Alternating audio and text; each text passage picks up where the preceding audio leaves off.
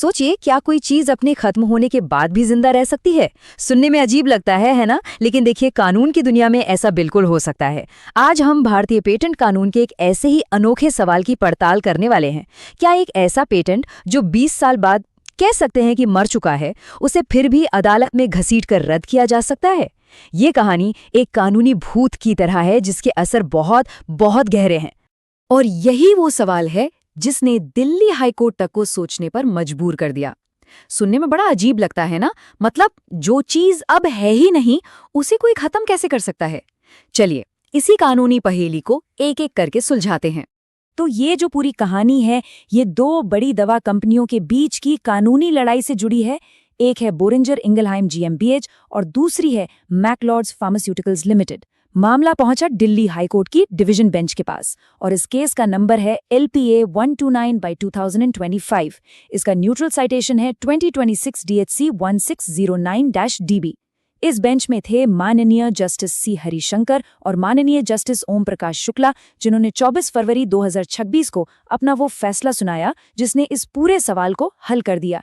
ये सारे डिटेल्स इस केस की कानूनी बुनियाद हैं। अब देखिए, ये मामला थोड़ा पेचीदा है, तो इसे आसानी से समझने के लिए हमने इसे 6 हिस्सों में बांटा है। सबसे पहले विवाद क्या था, फिर कोर्ट के सामने सवाल क्या थे, दोनों पार्टियों के तर्क क्या थे, कोर्ट ने कानून को कैसे समझा, और फिर आया कोर्ट का अंतिम फैसला, और सबसे जरूरी, इस फैसले का मतलब क्या है। तो चलिए शुरू करते हैं पहले हिस्से से। हर कानूनी लड़ाई के पीछे ना एक कहानी होती है, और ये कहानी है एक डायबिटीज की दवा की, उसके पेटेंट की और दो बड़ी फार्मा कंपनियों के बीच की जबरदस्त जंग की। तो देखिए हुआ क्या। कहानी शुरू हुई 21 अगस्त 2002 को, जब लिनाग्लिप्टिन नाम की दवा के पेटेंट IN 301 की प्रायोरिटी डेट फाइल हुई। सब ठीक चल रहा था। फिर सालों बाद 17 फरवरी 2022 को मैक्लियोड्स ने दिल्ली में इस पेटेंट को रद्द करने की अर्जी डाल दी। इसके ठीक 2 दिन बाद 19 फरवरी को बोहेरिंगर ने पलटवार किया और हिमाचल प्रदेश में मैक्लियोड्स पर पेटेंट उल्लंघन का मुकदमा कर दिया।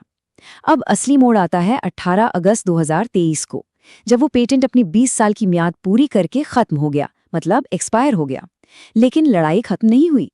पेटेंट के खत्म होने के बाद भी 15 जनवरी 2025 को सिंगल जज ने कहा कि रद्दीकरण की याचिका पर सुनवाई हो सकती है। और आखिरकार 24 फरवरी 2026 को डिवीजन बेंच ने अपना अंतिम फैसला सुनाया। यही वो पेच है, पेटेंट खत्म पर जंग जारी। यही इस केस को इतना खास बनाता है। तो इस पूरी लड़ाई का जो निचोड़ था ना, वो दो सीधे लेकिन बहुत ही पेचीदा कानूनी सवालों में छुपा था, और इन्हीं का जवाब अदालत को ढूंढना था। पहला सवाल कानूनी रणनीति का था। सवाल ये था कि क्या कोई रद्दीकरण की याचिका तब भी चल सकती है जब याचिकाकर्ता ने एक अलग से चल रहे उल्लंघन के मुकदमे में पहले ही पेटेंट की अमान्यता को अपने बचाव के तौर पर इस्तेमाल कर लिया हो। मतलब अगर मैक्लियोड्स एक कोर्ट में कह रही है कि ये पेटेंट गलत है और खुद को बचा रही है, तो क्या वो साथ ही साथ दूसरी जगह जाकर उसी पेटेंट को हमेशा के लिए रद्द करवाने की मांग कर सकती है? क्या एक ही मुद्दे पर दो अलग अलग लड़ाइयां लड़ी जा सकती हैं? और अब आता है दूसरा और शायद इस केस का सबसे मजेदार सवाल। क्या पेटेंट के एक्सपायर हो जाने के बाद, उसके खत्म हो जाने के बाद उसे रद्द करने के लिए याचिका डाली जा सकती है या जारी रखी जा सकती है? मतलब क्या एक मरे हुए पेटेंट को कानूनी तौर पर चुनौती दी जा सकती है? जब पेटेंट का एकाधिकार ही खत्म हो गया तो उसे रद्द करने का कोई मतलब भी है? यही वो सवाल है जो इस केस को इतना अनोखा बनाता है। तो चलिए अब देखते हैं कि इन सवालों पर दोनों पार्टियों ने कोर्ट में क्या दलीलें पेश की। ये कानूनी तर्कों का एक असली दंगल था। पेटेंट के खत्म होने के मुद्दे पर बोरिंगर का तर्क एकदम सीधा था। उन्होंने कहा, देखिए, रद्दीकरण के लिए एक जिंदा पेटेंट होना चाहिए। जब पेटेंट एक्सपायर हो गया तो अब रद्द करने के लिए कुछ बचा ही नहीं है।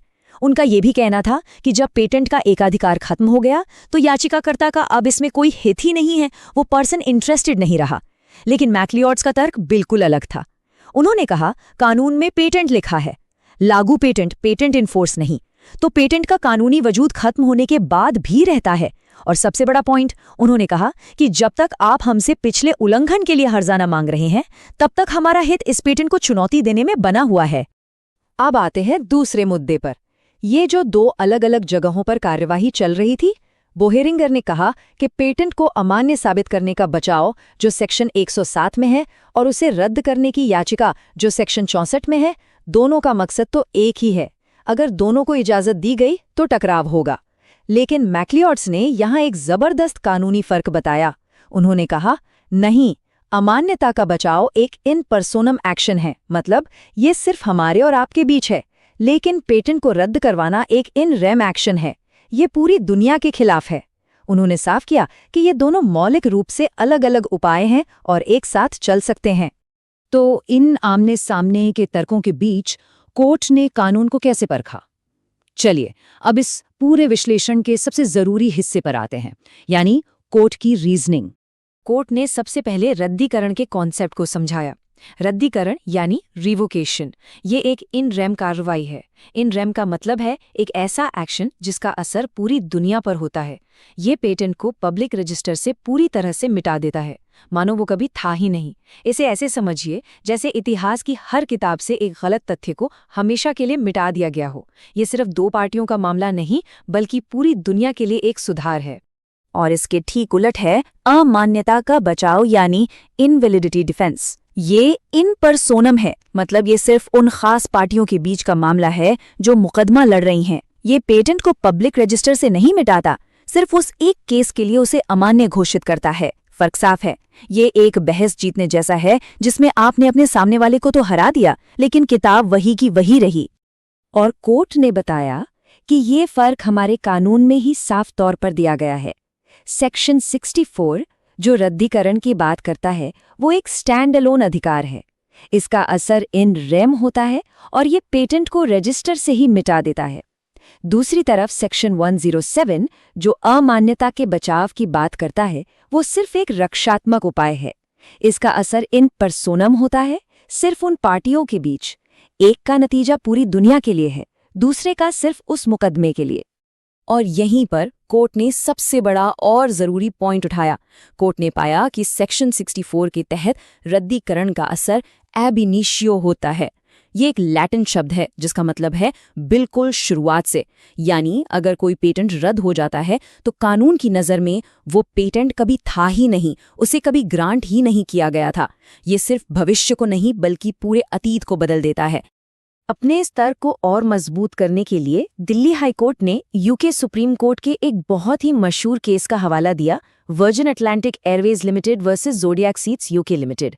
इसमें लॉर्ड सम्पशन ने साफ कहा था, और मैं कोट कर रही हूँ, रद्दीकरण का प्रभाव पेटेंट को ऐसा बनाना है जैसे कि वो कभी अस्तित्व में ही नहीं था। इससे ये भी साफ हो गया कि ये जो सिद्धांत है ये अंतर्राष्ट्रीय स्तर पर भी माना जाता है। तो इन सभी तर्कों और कानूनी सिद्धांतों के विश्लेषण के बाद कोर्ट अपने अंतिम फैसले पर पहुंचा। फैसला एकदम साफ और निर्णायक था। डिवीजन बेंच ने बोहेरिंगर की अपील को खारिज कर दिया। उन्होंने इस बात की पुष्टि की कि मैक्लिओड्स की रद्दीकरण याचिका बिल्कुल सुनवाई के योग्य है, यानी मेंटेनेबल है, और अब उस पर मेरिट के आधार पर आगे सुनवाई हो सकती है।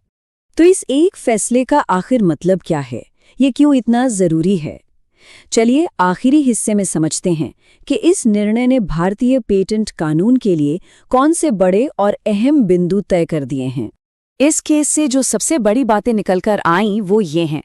पहली, रद्दीकरण हमेशा पूर्वव्यापी होता है, मतलब इट्स रेट्रोस्पेक्टिव। एक रद्द किया गया पेटेंट अपनी शुरुआत से ही शून्य माना जाता है। दूसरी बात, कानून में पेटेंट शब्द का मतलब सिर्फ लागू पेटेंट नहीं है। रद्दीकरण के लिए एक पेटेंट का कानूनी वजूद उसके एक्सपायर होने के बाद भी रहता है। और तीसरी, एक हित रखने वाला व्यक्ति यानी पर्सन इंटरेस्टेड का अधिकार पेटेंट के एक्सपायर होने के बाद भी बना रहता है, खासकर अगर उसे हर्जाने के दावे का सामना करना पड़ रहा हो। इसके अलावा ये भी साफ हो गया कि अमान्यता का बचाव और रद्दीकरण की याचिका दोनों एक साथ चल सकते हैं। एक को इस्तेमाल करने से दूसरे का रास्ता बंद नहीं होता। और एक बहुत ही खूबसूरत सिद्धांत जिसे अधिकारों की समरूपता या सिमेट्री ऑफ राइट्स कहते हैं, वो स्थापित हुआ। मतलब अगर एक पेटेंट मालिक पेटेंट के खत्म होने के बाद भी पिछले हर्जाने के लिए मुकदमा कर सकता है, तो फिर सामने वाले को भी उस पेटेंट को रद्द करवाकर अपना बचाव करने का पूरा हक होना चाहिए। और आखिर में इस फैसले ने भारतीय पेटेंट कानून को यूके और यूरोपीय सिद्धांतों के साथ लाकर खड़ा कर दिया है। तो कुल मिलाकर ये पूरा मामला कानून के दो बुनियादी सवालों के इर्द गिर्द घूम रहा था और अदालत ने दोनों का जवाब एक जोरदार हाँ में दिया। हाँ, रद्दीकरण की याचिका और अमान्यता का बचाव साथ साथ चल सकते हैं, और हाँ, एक पेटेंट को उसके खत्म होने के बाद भी रद्द किया जा सकता है। और हम इस चर्चा को इस एक सवाल के साथ खत्म करते हैं। अगर किसी पेटेंट की वैधता को उसकी मौत के बाद भी चुनौती दी जा सकती है, तो ये एक दोषपूर्ण आविष्कार के असली सार्वजनिक लागत के बारे में क्या बताता है? मतलब एक ऐसा आविष्कार जो शायद गलत था, पर उसे सालों तक कानूनी सुरक्षा मिलती रही। ये सवाल सिर्फ वकीलों के लिए नहीं है, ये इनोवेशन, निष्पक्षता और हम सबके हितों से जुड़ा एक बहुत बड़ा सवाल है।